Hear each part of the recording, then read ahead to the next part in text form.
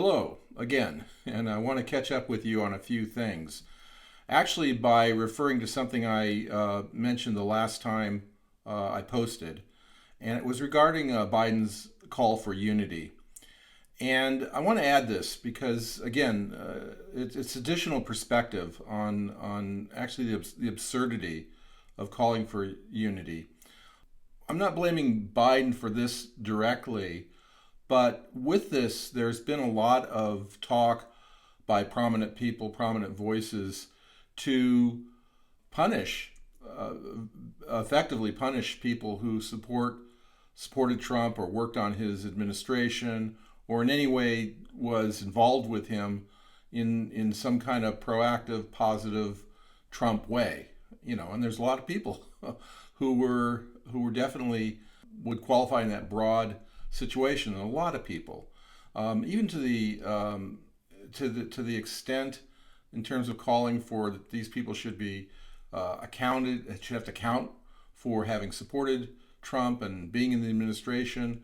That Harvard University called or is bringing up some kind of a policy to not allow students to be admitted, if I got that right. It's just an example, but there was a lot of this kind of talk, and it was fairly serious, and it got a lot of news. And of course, that's not unity, is it? And again, I don't want to blame Biden for what those people do. But if he's going to go so far as to call for unity, he needs to identify where there's a breakdown in unity. And that would definitely be a breakdown in unity. So it's a serious thing. It underscores what I was talking about last time. And I wanted to follow up with that. As to the current situation, the things continue to move in a direction of where are we going to go. We have a directionless direction right now, and it's because a lot of things are pending. And here's what's significant about all of that in terms of your own world, and the world around you. You have to make sense of this. And what I'm trying to do with my posts and creating a community of people who could think through these things in a way that's healthy, productive, constructive. We're in a time right now that it's a huge opportunity if we look at things correctly and we act on things correctly.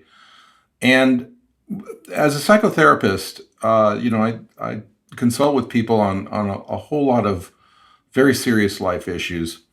And you start with, what is their own outlook on life? How do they see things? How do they understand things? How do they perceive things?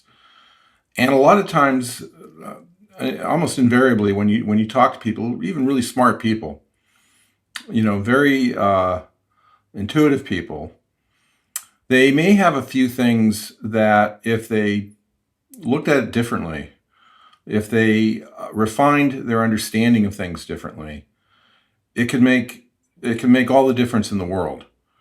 And so I've looked at the situation as if the United States is a patient, and there's parts of that patient that function really well, very effective, and there's other parts that are just incredibly broken down. So what I want to have you consider, if you haven't already, I want to emphasize how you go about doing critical thinking, how you break things down.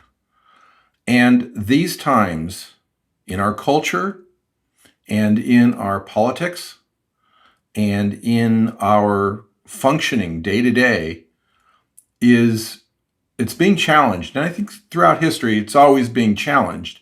But, does the culture, do the individuals in that culture, do they rise to the occasion? And so I wanted to emphasize that, as we talk about how to look at things sensibly, I make a big deal about sensibility, critical thinking. I'm going to be breaking that down more. Want to hear from you. Tell people about these posts. And what I want to do is to create for individuals and as a whole, individuals within a community, hopefully a growing community, that we can better understand what's going on around us and be the people we want to be in this world for the greater good of yourself and for the greater good of people you care about and the greater good of people you don't even know. So with that, I'll return. I'll have more ideas for you. And as I always say, best to you in all good things.